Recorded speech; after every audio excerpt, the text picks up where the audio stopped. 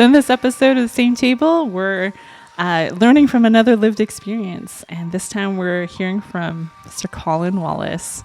And I'm excited to hear Colin's story a little bit more in full. I've heard it in pieces, and we get to hear his story a little bit more.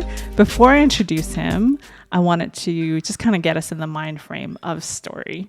And there's a quote from Augustine Much that says, "Grant, Lord, that I may know myself, that I may know thee," the thee being God. And that's from a book called The Gift of Being Yourself, with the subtitle Sacred Call to Self-Discovery, written by David G. Bennett. And I think this book and this kind of concept talks about the beauty of story, that as God is writing our story through us, we also get to discover like the story that he has been writing in our place, maybe the place that we find ourselves, our community, our origin, where we're from, and also our family. And I think one of the beautiful things about story is that it invites us to a depth and an ability to see the presence of God beyond maybe just like what I know of right now, but to see like God's been a part of my family story or my collective story around me for generations is really inspiring. So without further ado, Mr. Colin Wallace. Hello. Who is here today at the same table. And you, many of us at Deepwater Church would know him as the friendly neighborhood pastor of Celebrate Recovery, or Recovery, overseeing our Celebrate Recovery program here at Deepwater Church. And you've been with Deepwater Church as of now for the last 2.5 years. Yes. And I learned today that you were born in Toronto and you haven't actually deviated from the Toronto area until you came out here to hang out with us. Which last couple of years have been the only times I've been not within about an hour of Toronto. Okay. So new to the East Coast lifestyle. Yeah. Not that I'm regretting it. I love it out here. It's been great. But I didn't expect you to mention that you would regret it. But anyway. And also Colin is married to a wonderful wife named Charlene. Absolutely. And you have 2 teenage kids that are also wonderful. They're also wonderful. They won't be named because, unless you want to really embarrass them. I've done them enough damage by now. We'll just limit it. So Colin, as we dive into your story of your lived experience, I think this is unique maybe for our church family, that we know you as someone who's passionate about recovery. And yet we're like, oh, there's like a story that you've been unfolding and discovering in the last, I don't know how long. So let's discover this together. So, for sure. Colin, what has been your experience in understanding your culture and identity? Yeah, great question. So I have a unique family situation that I was born into. So I was the surprise of my family in more ways than one. A surprise in the sense that my parents were both already had their kids already and probably weren't thinking of having more, and then I just showed up as a surprise. I'm also surprised in the sense that my mother was an immigrant to Canada from Scotland back during World War II. Okay. And the father that I was raised with is first generation Canadian. So I know we've talked about this before, sis, about what does it mean to first generation. So maybe I'm not wrong. So like my father I was raised with, his parents immigrated from Scotland as well. Okay, that's your definition. I think he was born here. I think. Yeah, depending on your definition of first generation, second generation. Some people would call that second. Some people call it first. Okay. We understand what you mean. Yeah. So with all of that Scottishness going on, where does my magic tan come from, right? Clearly there was another story going on in where I came from, but I was not really. That was never revealed to me by my parents or anyone else in my family. So my brothers, sisters I was raised with, again, they're all old enough to be my parents. Okay. I have nephews and nieces who are about the same age as me or a little bit younger. So just so a unique situation that way. And do you remember that Saturday Night Live skit with Mike Myers in the Scottish shop? And he would often say, if it's not Scottish, it's crap. Well, that was kind of like my family's, Real Scottish. Yep. Again, very proud and Scottish and proud of it. And, there were all sorts of things growing up in my home of origin of, the Clan Wallace logo, not logo, that's crest. Terrible. Crest. Right. Thank you. And tartan. Did you guys also have a tartan? I hope my mother or father did not hear The me fact that I say knew that, Colin. Yeah, I know. Clan logo. Oh my goodness. Am I a product of the 21st century or what? Anyway, so we'd have Scottish everything everywhere. And Wallace is also a very Scottish name. Yeah. Yes. And, so right there, I often felt very much like that I did not fit in with my ethnicity because again, if it's not Scottish, it's crap. And yet, in some deep corner of my mind, I knew that I stand out. Many people did not who have met me throughout my years would not have thought, hey, you're Scottish, and so that became like a bit of a factor of shame in my life. And I was in deep denial of the color of my skin, of that part of me, because I didn't want to be different from my family. And I didn't want to stand out. And so that was really, really difficult in a lot of ways. And I grew up so I was born in Toronto and lived there until I was just about ready to start like kindergarten or grade 1 or something like that. I don't know. It was a long time ago.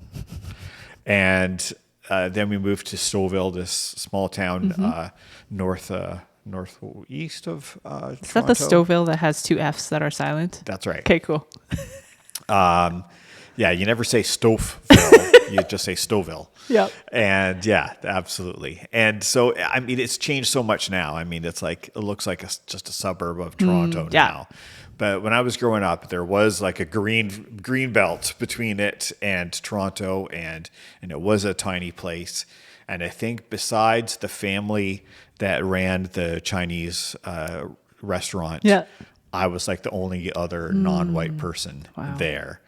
And it was, it sort of made me famous and stand out. Everyone knew me in part because of my skin color, I'm sure. Beyond my charm and good looks, of course, that's another reason. So it was, I just sort of lived in denial a lot, and I just wanted to fit in, and I just wanted to be Scottish, and I didn't want people to make a big deal about the color of my skin. But it became hard. The older I got, it became harder to live in that denial because, I went off to Bible college once the Lord got a hold of me, and, I had so many challenging, and I just wanted to tell everyone, shut up. Okay. I'm Colin Wallace. Right. I'm Scottish. I don't know the rest of the story. Leave it alone. Right. And so people kind of knew after a while, don't talk to Colin about it. He doesn't look Scottish. Right. Right. And so that was my story for the most part for a long time.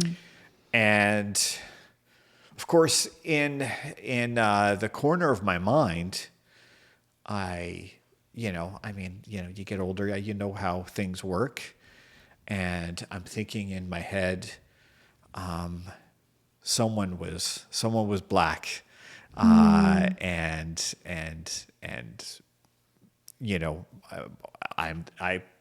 figured out, and I would never admit, but just in the deepest heart of me, I'm like, my mom had an affair with a black guy, and that must be where I'm from.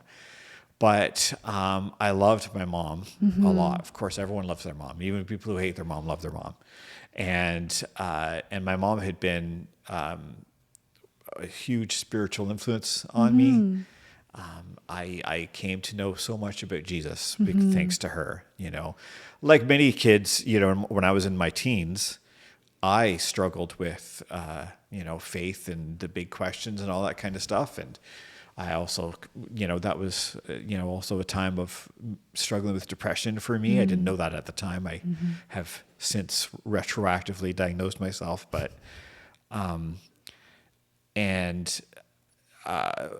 so my mom, I held up as this holy person. And so the thought of her, having feet of clay was just very, very hard for me to admit, no matter how true it was. So there was so it wasn't just the fear of being different. It was also clearly no one felt comfortable enough to tell me about all this. Because I think through all of this, no one's telling you anything. It's quiet. And in many ways, it's not just your denial. There's probably a broader, Absolutely. It sounds like there's a broader denial happening too. It's the elephant in the room, right? Yeah. And so many folks who come to our program of Celebrate Recovery come with family secrets, and you start talking about those and getting them out. And I'm no different. That's my whole identity in a lot of ways was the family secret. Wow. Right. So, and so it was really tough. My father, I was raised with, Les Wallace, was very emotionally distant from me growing up. And this was noticeably different from how he interacted with other people in the family. Wow. And so that also made me feel the odd person out. Not to say my father was ever unkind to me that way. He was. I can think of many times where when I did interact with him, he was kind, but distant. Yeah. Which I can understand. Right? It must have been a sore thing for him because I wasn't his, and I'm the product of something else, and so that was. So that was really difficult, and now that story has a happy ending though, because even though my dad was very distant from me, by the time I had again hit my late teens, early 20s, and I was going through this process of really getting my life back in line and really committing myself to the Lord and really feeling like I was called to serve in ministry and go to Bible college. It was in the midst of, before I went to Bible college, my father helped me to co-sign for my student loan to get my student loan. And then in my second or third year, I forget exactly what, my father bought me my first car. So I didn't have to bus or anything like that to get home or to get around and that kind of thing. I didn't even ask for that. He just gave that to me. And he was there when I graduated from Bible college, and I knew he was, proud of me. He died a few years after that. Wow. Again, my parents were much older than me. Yep. And so on one level, I had not reconciled myself entirely, but I just sort of had this expectation. I know my parents aren't going to last forever. And then my mother died a year or two later than that. And that's a lot of grief, Colin. Yes. Again, you can prepare yourself on one level, knowing that your parents are already pretty old when you're a teenager, but you're never entirely ready for that, right? Yeah. But with their deaths came a bit of release for me, because I remember when I knew my mother, especially when I knew she was sick. My father died at a time in my life when I was just really struggling to get by. I was working a couple of different jobs. None of them were ministry jobs at the time. I just was trying to get by, and I knew he was sick. He was sick often in my life, and so I don't know. Perhaps that took away from that feeling of emergency. I got to get home, and so he died before I could get home to visit him one weekend, and that was tough. But when he died, and then when I knew my mother was also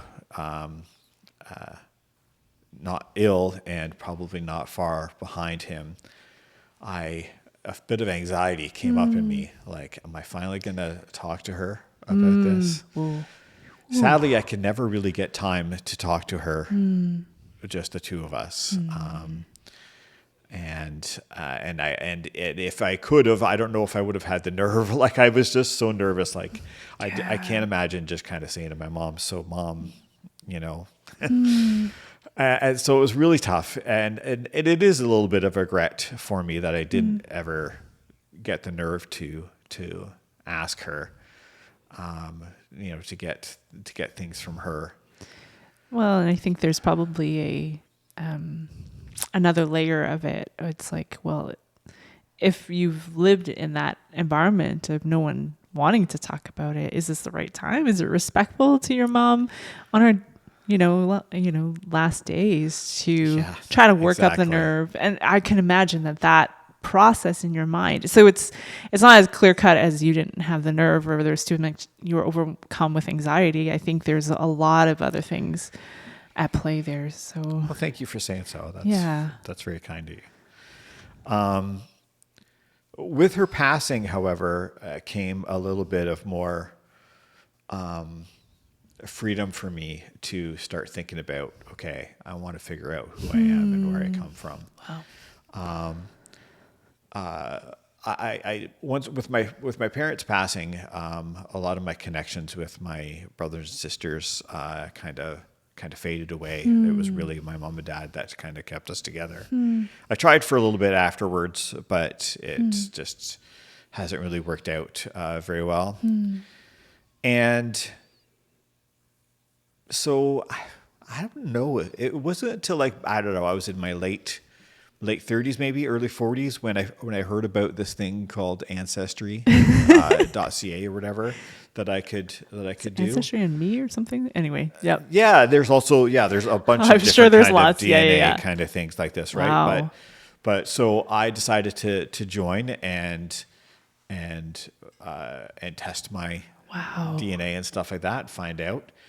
And so I found out from that test, spitting in a tube and sending it to them, that what I pretty much, suspected already, that I was, half from Africa, half of my ancestry is from Africa, specifically via Jamaica. So I'm Jamaican African.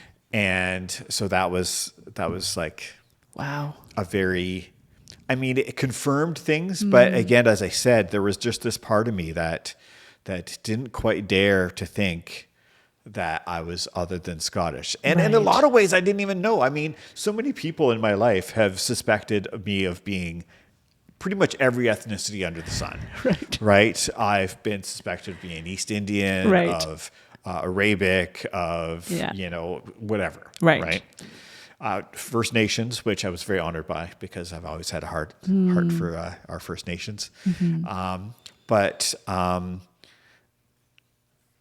that gave me a new feeling about myself, that, okay, I am proud of being Scottish and my Scottish side. With a last name like Wallace, you can imagine when Braveheart came out. Yeah. That's the only reason I know Wallace is Scottish. So everyone's Christmas present that year was Braveheart. We were all giving each other Braveheart for Christmas, and just like everyone was like, "Oh, I already have it," So it was kind of funny.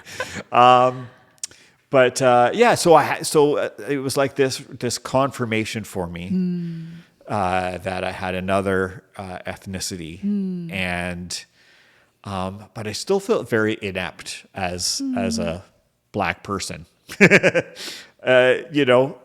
lived my whole life, in denial of my color of skin, and I felt ashamed of myself for being ashamed of myself. Do you know what I'm saying? Yep. Certainly real complicated when we get there. Absolutely, and add to that complication is, of course, the whole history of Black people in North America. Yeah. Right, where people who've known they've been Black since they were kids Yeah. have been made to feel ashamed for their ethnicity because black people were slaves, black people were on the bottom end of the totem pole, and then I sort of felt like, oh, I've sort of doubled down on that because I mean, I have been black and I didn't even want to know it, right? I remember being a kid and watching some show on TV where some black characters were calling another black character who had been raised with white people an Oreo. You're white on the inside, but you're black on the outside, right? And I just some part of me identified with that. Like, I'm totally that. You know, they have that for Chinese people. It's called banana. Yeah. Yeah. Oh yeah. Yeah. I don't like that No. term of calling Asian people yellow. That's Oh, horrible. yeah, sure. Yeah, there's that too. Horribly. That's horribly. Sorry, this is your story though, Colin. I know, but I'm just saying. Yeah. I'm just saying. Yeah. So I've many never seen complex a yellow layers. Asian person. I know. Yeah. It's yeah. Which makes that old Sunday school song that much worse. I know. Right? I've never seen an indigenous person that's red. I know. Terrible. Anyway, I diverge. Yeah. So yeah, one thing about my black heritage that was a real point of connection for me, even before some of this happened, was my admiration for Martin Luther King. I finished Bible college and I began to work in a ministry, not unlike Souls Harbor here in Halifax, that was ministering to homeless folks and disadvantaged folks and that sort of thing. And so I loved that ministry, and I just continued, even though I was finished Bible college, this is how my brain works. I learn by reading and that sort of thing. So it's not enough for me to just kind of think to myself, what is, obviously the Bible says you should care for poor people, but I wanted to know, well, why are people poor? What's going on?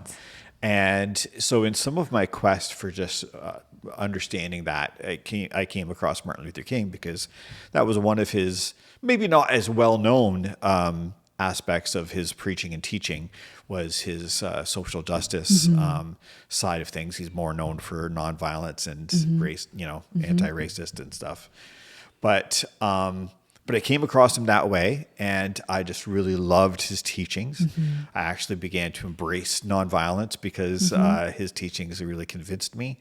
And he became just a huge hero of mine, still is to this day. And that was, I think, a real point of connection for me to blackness to a certain degree.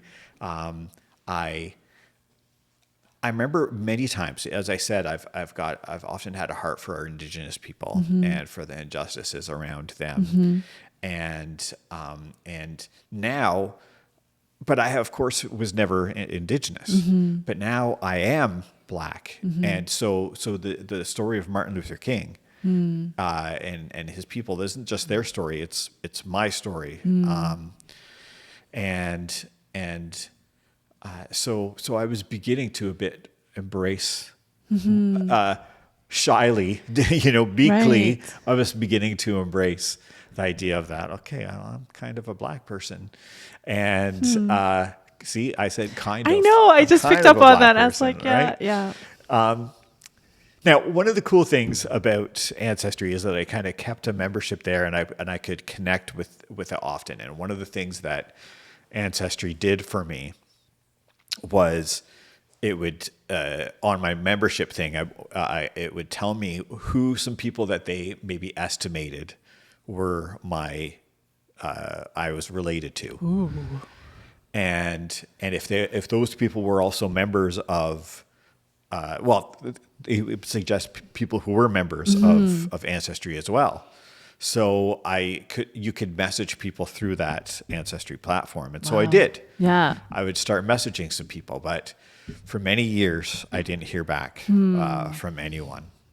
And it wasn't until actually just a couple of years ago when I first moved here that I got a message back from someone. Her name, maybe I won't mention her name because I haven't asked her permission to use it, but I got a message back from someone and began messaging her first just on that. And then as we started to feel more comfortable with each other, emailing each other, and she asked me for a picture of myself because she's like, our family has distinct eyebrows. And I'm like, oh, well, I think I've got that covered. So I sent her a picture of me. She's like, oh, you do look like you're part of the family. And then so she sent me a picture of herself and her father. Yeah. And I looked at the picture of her father, and he looked so much like me. Wow. And I was like, wow. And so then she put me in touch with her father. Wow. And I talked with her father on the phone, actually. We called each other. So he lives in Jamaica most of the time. He formerly lived in the States, and is there sometimes. And so I told him my story, who my mother was, what her name was, where we lived when I was born, and the street, Pouter Street in Toronto, and he's like, I think my father was in that area. Wow. Back at about the same time you were born. Wow. He's like, I wouldn't be surprised if we were brothers. Whoa. So yes. So I'm like, what? Head blown. And so he said, I'll get back to you. I'm going to talk to my father and see what I can come up with. And so the next thing I know, a week or so after, he gets back to me and says, my father wants to talk to you. Wow. And so I'm like, okay. So I have this conversation with this man, and he's 89 years old. Oh, wow.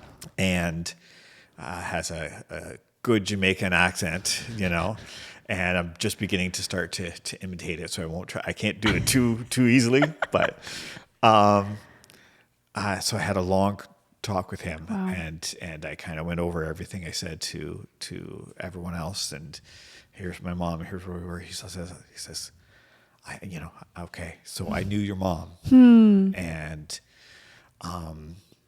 so we began to and he's mentioning details that I'm like, yes, absolutely, that's right. And so I'm already beginning to feel like this is happening. This is real.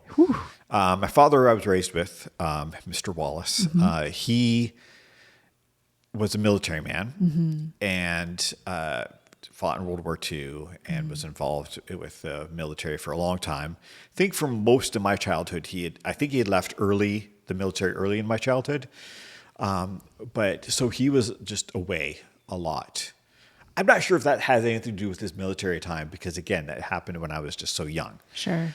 But for one reason or another, he was just away a lot, and as you can imagine, my mom got lonely and met my birth father. Wow.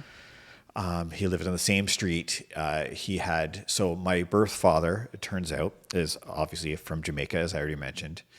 He first emigrated to the States and did some work there, some sort of government work at that. The exact details I'm forgetting.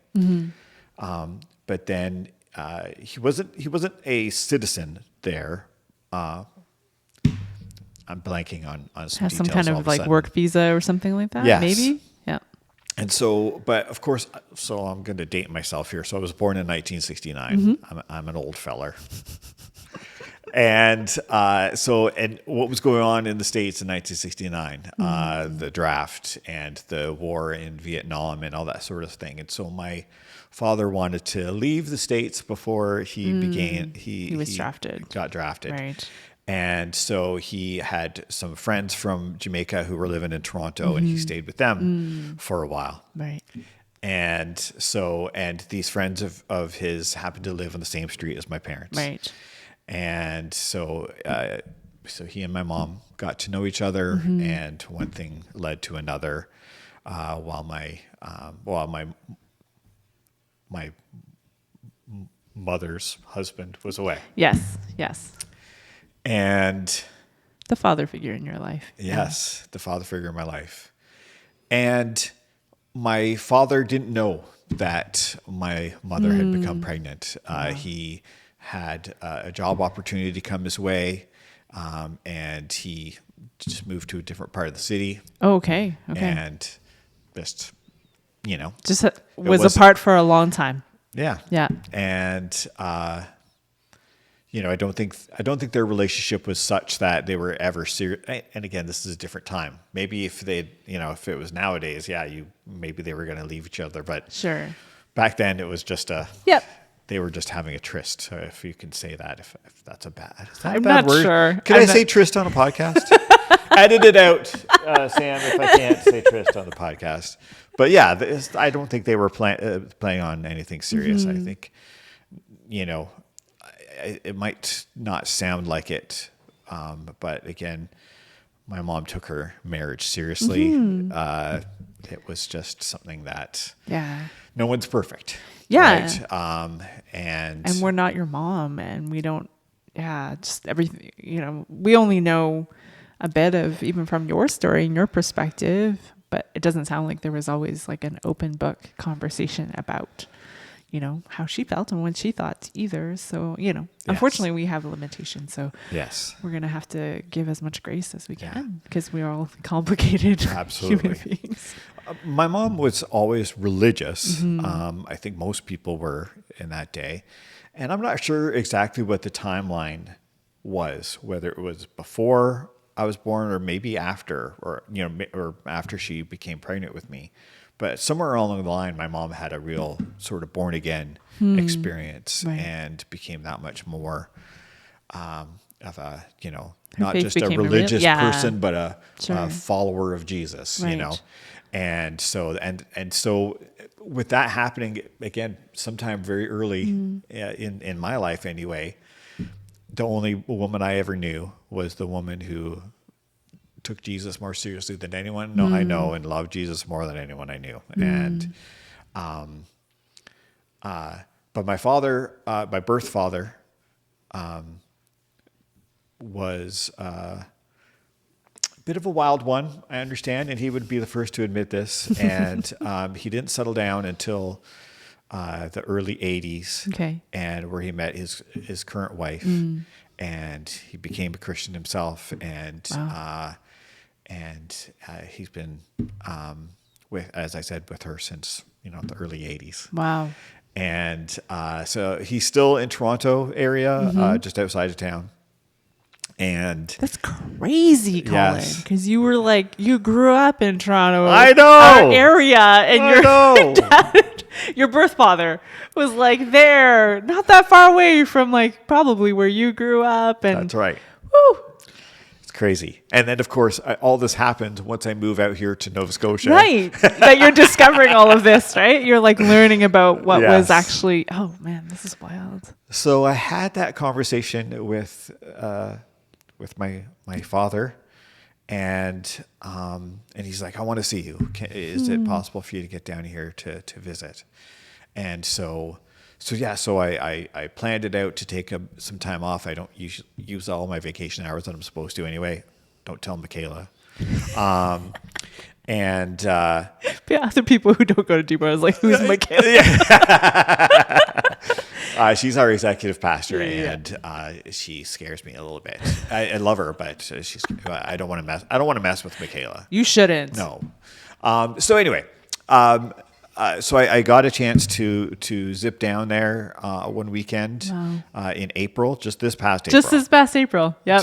To meet my birth father for the first time, and it was amazing. And it was great, and it was nerve-wracking, of course, too. I was nervous. I don't know how much I showed it, because I've learned to put on my good pastor face and be like, "Hello, how are you?" And hello. But so I spent my first day. I got there on a Saturday, and spent my Saturday mostly the two of us talking and getting to know each other better. Wow. And then I went to their church on Sunday, church in Scarborough, very multi-ethnic church. Not only, it's visibly multi-ethnic, a lot like our own church, but they even have flags of all the various countries that the members of the church come from, which is really cool. And then on Sunday, my brothers and sisters on that side. Well, brothers and sister on that side, who are mostly all in the Toronto area, except for my brother who's in Jamaica, and I have a brother in UK. Right. But everyone else is in somewhere around the GTA. Wow. And so we got together at a Mandarin. I didn't eat enough Chinese food. But I didn't eat enough food in general. I was too busy getting to know. Canadian Chinese, but anyway. Yeah, I know. It's not original, very even though it's called Mandarin. No, Canadian Chinese is a legit thing that came out of the story of immigration, and anyway. But yes. Yes. So you're not being a purist. I got woven into your story a bit. Anyway, you had dinner there. Yeah, so we booked a room. How many people were there? Let me see, because I sometimes forget still. Oh, okay. But I have it written down. Because, boys and girls, when you have something important to remember, you do what all 21st century people do, is you put it in your phone. Let me see. How many people do I have on that side of my family? I have. Well, that were present. That were present. 1, 2, 3, 4, 5, 6. Wow. So six half siblings on my father's side that I met, and one step sibling, right, who's my father's wife's daughter from a previous marriage. And wow, it was really cool. Even cooler is that many. I didn't ask everyone, "Are you a Christian?" But a lot of them just seemed to affirm that they were Christians as well. And so I just sort of traveled around the table, got to know my new family members, and it was. And again, I just have to tell you, this is people are walking in who are Black, and many of the men look like me, especially my brother George. Right. And I was just like, this is trippy. I have Black family, and it was wonderful. And then getting to know them all, and just feeling a lot of camaraderie with them, like we were. I told them I was a geek, and they're like, oh, I collect comics. They're like, who's your favorite comic? Whatever. And I'm like, the X-Men. They're like, everyone was like, yay! Everyone likes the X-Men. So I'm like, that's awesome. This is part of the DNA. It must be. It must be, apparently.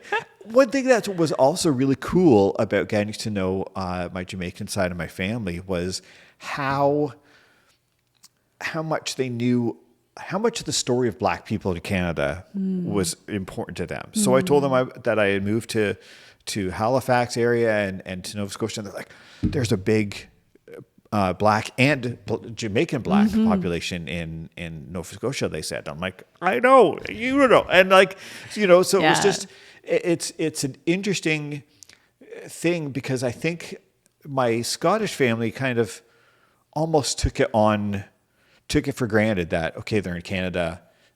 Most people here are, if not Scottish, British in some way, and so whatever. Whereas it seems like on my Jamaican side, there's like more of an important knowledge to know who your people are and what's a little bit of the story of Black folks in Canada and everything, which is really cool. Wow. Yeah. Man. I mean, Colin, this is like just hearing that story in its fullness and understanding. I mean, because I heard bits and pieces when you were just kind of like, I'm about to meet my family. And then you come back and you're like, I met my family. And I was just like, whoa, just to hear the context of where that curiosity, or even just, like it kind of being in the back of your mind, but then the story of how, maybe both a discovery and in some ways, I guess one of the things I was struck by is just sometimes like there's something that we know is true about ourselves and it needs to be discovered. Like we want it to be. And I think that's an invitation that God invites us to, that he wants us to discover that. And so I'm curious, Colin, as you've your journey, as you've acknowledging that you're very much still in it, right? Like as we all are in our journey, but recognizing just where you are in your journey. How have you found some of the more recent things, or even just as it's been progressing, how have you found it shaped you or even changed you, or just understanding this added layer that maybe was in denial for a long time? How has that kind of shaped the way that you, I don't even see yourself or understand how the story of what God has been writing in your life? Yes. And recognizing that it takes time to process that, and maybe this is like part of a in process thing that you're even thinking about. On a personal level, it's just a feeling of just being more whole. I have a greater understanding of who I am, and I have a greater respect for both sides of my family. I mean, I was always Scottish and proud, and now I can say I'm also Jamaican and proud. And so I'm like half Scottish, half Jamaican, 100% Canadian, and I think I'm that much more proud of this country as a place that, you know, provides wonderful opportunities and becomes a reflection, I think, of multi-ethnicity in a great way, and in a way that I know that you and I share. That's an important value of ours as members of Deepwater's multi-ethnic team, and we. That's always been a value of mine, and I'm that much more aware of my own personal stake in it. I'm not just someone who cares about all ethnicities, about multiple ethnicities. I am myself multi-ethnic in a way that has never been as real to me before, and on one level, I kind of feel like, okay, so I'm one half colonizer and I'm one half colonized. Oh, dang. Yeah. But that's funny. So I'm like, I am loving, not, again, knowing more about my Black side, just being able to feel more comfortable with being Black, being more, feeling that's just so much more real and rich for me.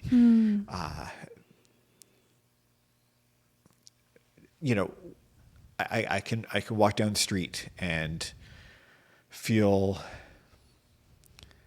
if I bump into Black Someone folks, I'm else. like, oh, I'm Yeah. you're An answer to that closer question, to right? me. Yeah, I'm Okay. closer, Yeah. that much closer to people, and I'm like, I am in more tune with who I am. And I hope that makes sense. I'm not trying to say I don't like white people or anything. Of course, I'm also white, and everything from my earliest days has been about my British heritage and stuff like that. That hasn't gone anywhere. I've just been able to add more of how I can embrace these different sides of who I am.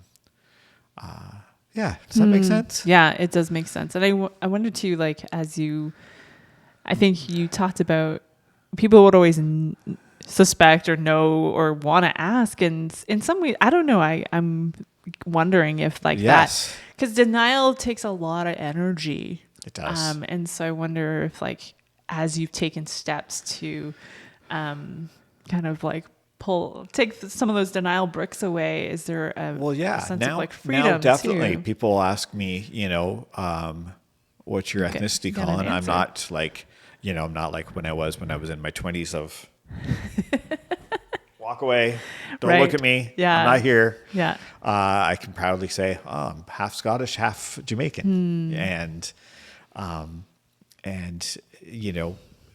be proud of that, and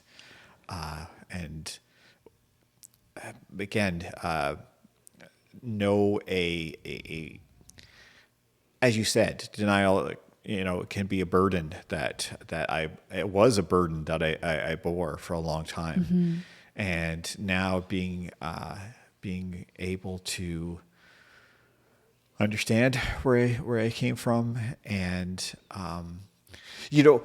it even one of my strangest revelations that came out of just all of this has been actually, in a lot of ways, a better appreciation of my white father who raised me, because I'm that much more understanding of, man, what would it have been like for him? You know, I have 2 children of my own, and I can appreciate more that, okay, well, no, his being distant from me probably had nothing to do with me. You know, when I was just a child, I'm just experiencing it. I'm not understanding it. Totally. Whereas now I can understand that there was some hurt, there was some rejection there, and yet, you know, he's distant from me, but he was always good to me. He could have done a number of different things in that situation, right?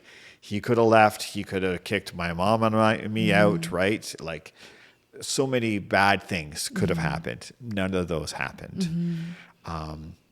Never once was I mistreated. And so I kind of have come to, ironically, I've come to a lot more peace as well with my white father, and come to love him that much more. Right. Wow. So, which has been a great revelation to have, you know, because that also, that was also a burden that I was carrying for a long time. You know, my dad doesn't love me. My dad doesn't really care about me. And I think just even hearing you talk about your father's last days and having that burden of regret too, of not seeing him. And I think there's such beauty in having a deeper love for him since he's passed, like because of all of these new things that you've learned. And it's not new because they happened new, but it's new because you discovered them anew, right? Like there's something really beautiful about that. And I think too about like you talking about your the father that raised you being so gracious and kind, and also just probably he had to work through a lot of things too, no doubt, like your mom did probably too, and you know, sometimes that's probably why we as kids experience a whole lot of silence, because like they'd be working on some stuff. But I think also I'm really touched by how welcoming your birth father and then these half siblings and step siblings have been. Yeah, they've been great. And I think that really changes the story too, right? Like not everyone will have that experience. Yeah. Having a connection, number one, to be able to connect, and then to have a willingness to connect and to embrace and welcome. I think that's beautiful. That's so beautiful. And I think that's so integral to even hearing you process what it's been like so far. Yeah, it's been great. My youngest brother on that side has a bit of a like podcast of his own that he does on Facebook Live, and I've appeared on that a couple of times with him, and that's been really fun. Yeah. And my one sister on that side, she's like an editor of books and such, and so I'm one of my hobbies is to write, so I kind of passed on one of my short stories family to connections her. in. Yeah, and I've connected with her a few times over Zoom and stuff like that to talk about writing and that kind of thing, and that's been really fun. And so it's been great to have these connections, and I got told off by my father for the first time because I forgot. He told me to call him when I got safely back to Halifax, and I forgot, and so I got a call. Hey, Mon, you forgot to call your father. What are you doing? And I'm like, oh, sorry, Dad.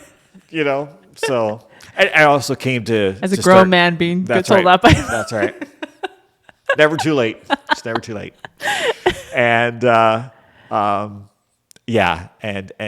kind of came to a place, you know, at first, you know, again, when I went for that weekend, I didn't know what to call him. Should I say, call him by his name or Mr. such and such, but I kind of said, what do you want me to call you? He's like, well, everyone calls me Dad. I'm like, can I call you Dad? And he's like, yeah, absolutely you can. So he's Dad now, which is weird and wonderful.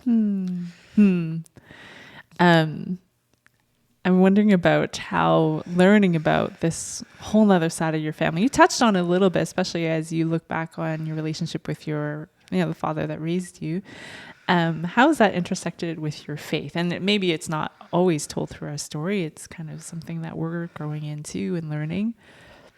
Yeah. Well, I think my story with my faith has also been a story of God healing me, like right from the beginning. I didn't have the easiest upbringing. I'm not trying to disrespect my Scottish family in any way, but things weren't always good at home, and I struggled. And so while I always believed in Jesus, I often just would pray to him to help me with the situations going on in my life. And then when I got again by the time I finished high school and I was in my late teens, I was really struggling. And but coming to Jesus, thanks to the in a big part to the mentoring of my mother and to some degree my Wallace father, was a big part of that. And God has just led me from one thing to another, as life goes on. My struggles as a child turns into struggles as an adult, as I'm working full time and bearing the burden of ministry and of having people look to me for help and balance everyone's needs and such. And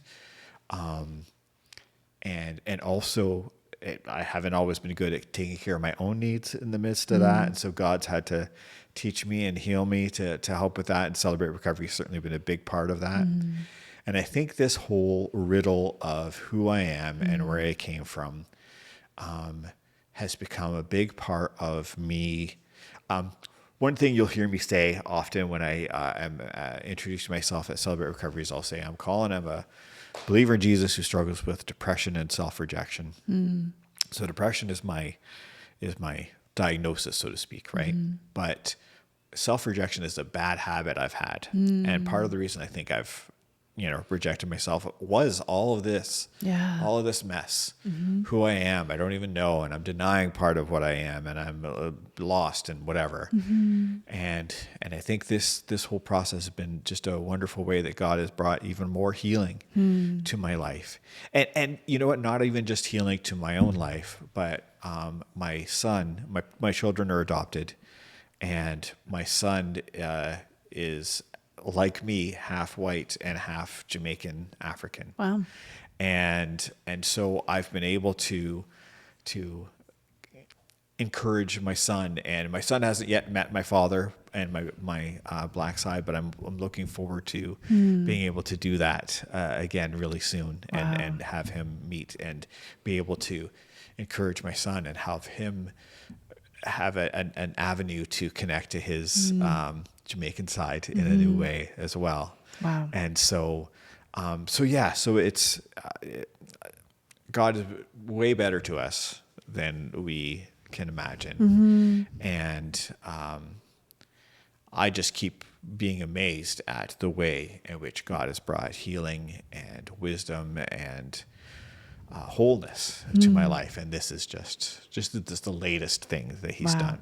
It's like God writes this wild story, and then he writes this wild redemption to it as well. And I think that's amazing.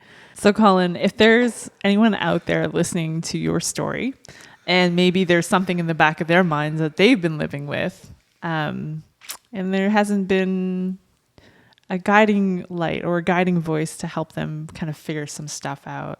So for those people who maybe they're like, have some thoughts, or maybe they have pieces of some origin stories or family history, but they're like, what do I do? So what are some thoughts or encouraging words that you could have for people with similar stories? I think in a lot of ways, the witness of the Bible has been a huge help to me with the ways in which that I was at an early age ashamed of who I was.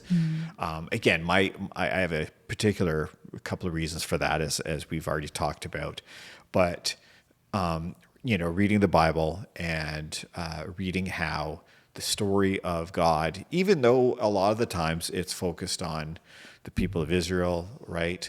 But it's never about the people of Israel. God's heart throughout Scripture is for everyone, and for a time he used ancient Israel as a way, as his instrument to get the word around, right? The whole book of Jonah tells us about that. Acts has the story of the Ethiopian eunuch, right? And Revelation, of course, has the story of all of the multitude of folks who have been redeemed by the Lamb, and another encouragement for me as well is one of the elders in Antioch who was the black guy. I forget what his name was, but they're like that was his nickname. He was the black guy. There's been a constant affirmation in the Bible that God made a multi-ethnic world, a multicultural world, multilingual world, and that was his good purpose. And so the parts of us that make up who we are, whether we come from just one culture or you're like me and you probably have many pieces that make up your ethnicity, who you are is good. The story of how we got to be who we are is often a bumpy road. Mine certainly is too. But we serve a God who loves diversity and who loves every culture and wants to bring his word to every culture. And so I would encourage folks, don't let your fear or your shame be a factor in searching out who you are, affirming who you are in that level. God made you what you are. He is proud of the ethnicity you come from. He's proud of the culture that shaped who you are. And he put you there for a reason. He made you that person for a reason. And so I would just totally affirm folks all the way. That's the word I would have wanted to hear myself in my younger years. Yeah, that's awesome, Colin. You don't want to throw in an ad word for Ancestry.com. And this podcast is presented to you by Ancestry.ca. It is not. It's hashtag not an ad. Not an ad. Not an ad. We're just teasing. But again, give credit to credit where credit's due. I mean, sometimes those things are helpful. Absolutely. To help us understand our story, or even to, I guess, in some ways, open our eyes to God's story of what He's been doing, what He's been up to, and I think that's really, really neat. So, Colin, you touched on it a little bit. The multi-ethnic ministry at Deepwater is something that we have in our church, where we want to. The Same Table podcast is kind of an extension of that, where we invite people to share their stories, lived experiences, and ways that we can learn. So I would love to kind of end with just hearing your heart for the multi-ethnic ministry at Deepwater Church. Cool. I saw something on YouTube not that long ago about the Confederation of Canada, and it made a very interesting point that, when the various British colonies, it wasn't called Quebec and Ontario at the time, whatever they were called, Nova Scotia, New Brunswick, when they were considering, making this thing we now call Canada, there was some notable absences to who was invited, and that was the First Nations. The First Nations were not invited as partners in this new venture.